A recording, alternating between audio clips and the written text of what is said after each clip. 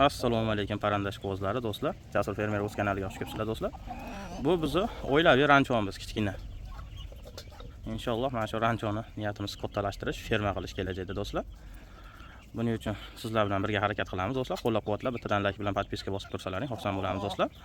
Hozirgi vaqtda do'stlar, motivatorlar juda ham ko'payib ketdi.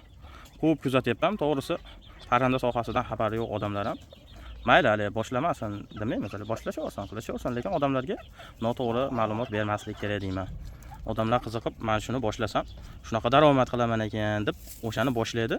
Keyin ertaga ziyonga kirib qolsa, to'g'risi haliga endi blogermi, motivatormi o'shalardan baribir ranjib qoladi deb o'ylayman do'stlar. Maslahat berib turganda shoshilmanglar, oldin o'zlaring ma'lumotga ega bo'linglar. Shu narsani qilganmisizlar, boshlaringdan o'tganmi? Misol menga obunachilarimiz telefon qilishdi, bir ikkitalari. Hattoki kredit olib, shu ishni boshlamoqchiman parandachilikda deyishyapti. Endi men aytgan bo'lardim. Endi ularda hayoti, ularda hali ishi-ku, lekin iloji boricha kredit olmaslikni tavsiya berardim do'stlar. Chunki bu parranda do'stlar, issiqjon, bunga garantiya yo'q. Buni tushunmagan odam hozir birdaniga 20-30 million kreditda oladi. Bu tovuqda misol emlama, boshqa degan narsasi bor, kasali, bateriya degan narsasi bor. Hop, bitta kasal kelsa, qirilib ketsa nima bo'ladi? 30 million, kamida 40 million qilib qaytaradi, bo'ynida qolib ketadi. Ularni hisobga olishmaydi. Misol motivatsiya berib turganlar, ayniqsa uni boqing, broller boqing, big 6 boqing deyishadi-yu, lekin hali birinchi marta boqib turgan odam iloji boricha puli bo'lsa demoqchiman, to'g'ri yo'nalishga yo'naltirish kerak do'stlar. Yo'nalishamki qanaqa? Hop, parandadan boshlamoqchi bo'lsa, kredit olish shart emas deb o'ylayman do'stlar. Parrandani 3-4 million pulda to'g'ib turib eplab boshlasa ham bo'ladi. Ja tovuqni olish shart emas, birdaniga. Misol mana hozirgi paytda adler tovuqlari 250 ming so'm bo'lsa, tuxumga kirganlari. Endi sizlar undan ko'ra jo'jasini olsalaring, o'sha sizlarga vigitnaroq. Misol, nima deydi, 30 mingdan jo'jasini bersa, 30-35 mingdan 100 ta jo'ja olsalaring 3,5 million pul bo'ladi. Bu degani 4-5 oyda o'zi sizlarda 100 ta tovuq bor deganida. Keyin uni emlamalarini, boshqa shunday odam bilan maslahat qilib borish kerak do'stlar. Endi bu hali aqllilik qilishga kirmaydi. Shunchaki to'g'rishunoslar deb o'ylayman do'stlar. Hozirgi vaqtda mana do'stlar, men boqib turgan narsalar hammasi zotga boqaman asosan. Men hammasidan boqib chiqqanman. Xo'p do'stlar, ko'pchilik indiskiy o'rdak biznesiga qiziqyapti do'stlar. Agar indiskiy o'rdakda mana arzonroq variantini boshlayman deb turganlar bo'lsa do'stlar, hop, o'zimizda ham bor sotuvda. Mana shular mana 1,5 oylik, 2 oylik bo'lsa kerak, 1,5 oylikdan oshiqroq. Mana shu indiskiy jo'jalari mana katta bo'lib qolgan do'stlar. Har xil ichida 1 oyligi ham bor. Ko'pi mana 1,5 oylik do'stlar. Mana shular sotamiz do'stlar. Xo'p, bularning jo'jalari 45 ming so'mdan qilib beramiz do'stlar, 50 mingdan bas do'stlar. Chunki yangi chiqqan jo'jasini ham bilasizlar, sezonida 35 ming sotishdi. Bu 1,5 oylik, 2 oylik tayyor narsalar. Bemalol boqaverasizlar. Bularda unchalik o'lim bo'lmaydi. Buni boqishni bilmaydigan odam ham boqaveradi do'stlar. Endi men asosan bugungi videodan maqsad do'stlar, yana ham bir ajoyib yangilik qilganmiz. Hozir oilaviy ranchomizga do'stlar. Yangiliklar olib kelganman. Videoni o'tkazmanglar. Mana shu oq aynalari ham sotiladi do'stlar. 130 ming so'mdan beraveramiz makonlarni. Mana xo'rozini 150 ming so'mga beramiz obunachilar uchun do'stlar. Xo'p, 3 ta makon, bitta xo'rozi bor. Mana shularni enalari do'stlar. Mana shu indiskiy jo'jamiz 24 donami bor xolos bu ham. Agar ko'proq kerak desalaring, buni ham ob'yomga topib beramiz. Qo'ldan kelgancha do'stlar. Xo'p, endi men do'stlar sizlarga yangilikni ko'rsatay. Xo'p do'stlar, menga ham ko'p takliflar bo'lgan, kredit oling degan. Yo'q. Mana shu oddiy tovuqxonani qurganman do'stlar. Xo'p, 1,5 million oshiqroqcha pul ketib qolgan xolos do'stlar. Jali nima deydi, o'zlaringni qiynab, qarzga olib qilishadi emas.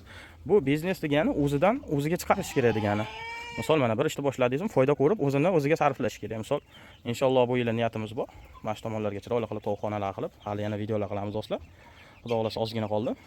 Ungacha mana shunaqangi oddiy tovuqxonadan foydalansa ham bo'ladi, faqat vaqtida dezinfeksiya, vaqtida dori-darmonlarini qilsalaring, xudo xolasa yaxshi bo'ladi deb o'ylayman do'stlar.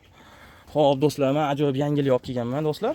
Hozir hop, indiskiy o'rdak biznesiga juda ham o'zim ham qiziqib turibman do'stlar. Mana bularni ko'ringlar endi bular. Endi bular nima deyapti? Bular germaniskiy do'stlar. Bu yerda hop 4 xil sevetda kelgan. Xudo xolasa shunaqangi go'zal narsalar bo'ladi do'stlar bular. Hop, 100 dona olib keltirdim do'stlar. Buni sotamiz. Yana zakaz qilib qo'yganman, keyingi partiyani xudo xolasa boqarmiz, balki uni ham ishqozlar chiqsa sotib qo'yaveramiz. Demoqchimanki, hali 1000 ta bemaza narsadan 100 ta sifatli narsa boqasiz, yaxshi pulga sotasiz ertaga. Endi men buni olganim uchun, endi uzoqroqdan kelgani uchun ozgina qimmat tushgan bo'lishi mumkin do'stlar. Xo'p, bu yerda germanskiy izmur degani bor. Xo'p, germanskiy sini, germanskiy lavanda, germanskiy shkolatviy. Yangi svetlar, do'stlar. O'ta go'zal narsalar. Xo'p, xudo xolasa hozir suratlarni ham qo'yib ketishga harakat qilaman, do'stlar.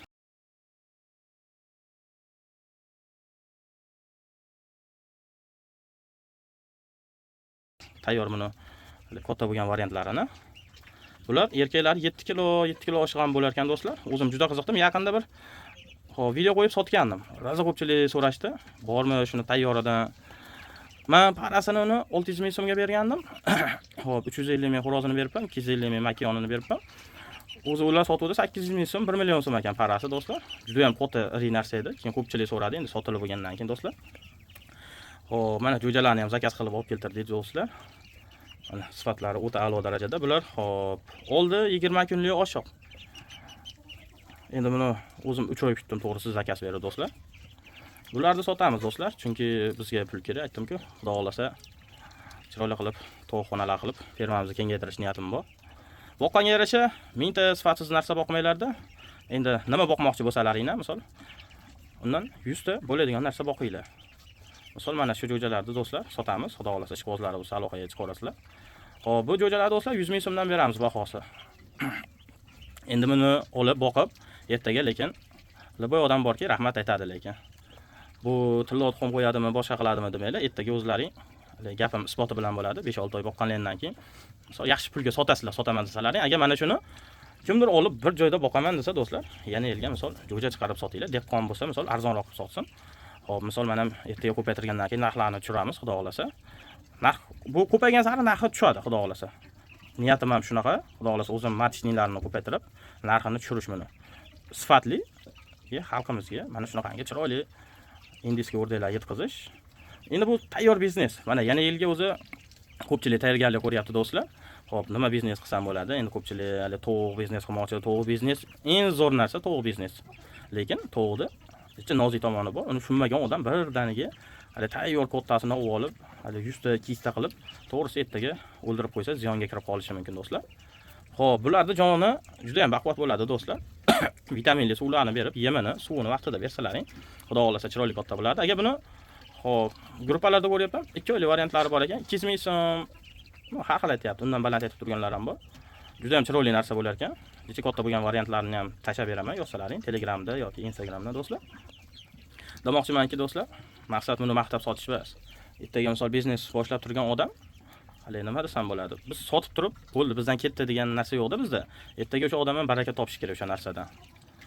Misol olyapsizlar hali, to'g'risi, ko'p kuzatyapman.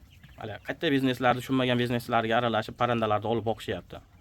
Keyin ertaga buni go'shini qayerga o'tkazamiz, nima qilamiz degan hali savollar bo'lyapti-da, ko'pchilik telefon qilyapti menga. Keyin xo'p, unaqa narsam bor, endi nomini aytmayman, bunaqa narsam bor, sotishim kerak, lekin go'shini sotish muammo bo'lyapti. O'shani hisobiga buni hali o'zini professional mutaxassislari bor, ular ob'yomda ferma qilib boqadi. Ular foydalanaveradi, do'stlar. Misol sizlar o'zi qarz havola qilib yoki ozgina pullaring bor, yig'ib qo'ygan, o'sha bilan biznes qilmoqsizlar, lekin xo'p, nima boshlashni bilmay turibsizlar. Men tavsiya qilamanki, yana yilga misol mana shu narsalar juda ham yaxshi pul bo'ladi. Yaxshi daromad qiladi mana shuni boqqan odam. Hali 100 ga 100 inshaalloh mana shuni o'ldirmasdan chiroyli qilib katta qilsa, men bu narsaga ishonaman. Chunki amin bo'lib kelyapman. Bu narsa hali germanskiy bizda rivojlanyapti, odamlarda qiziqish katta bu narsaga. Xudo xolasa o'zimiz ko'paytirib narxlarni tushiramiz, do'stlar. Hop, bizda aytdim-ku, buni sotish uchun olib kelganmiz, do'stlar.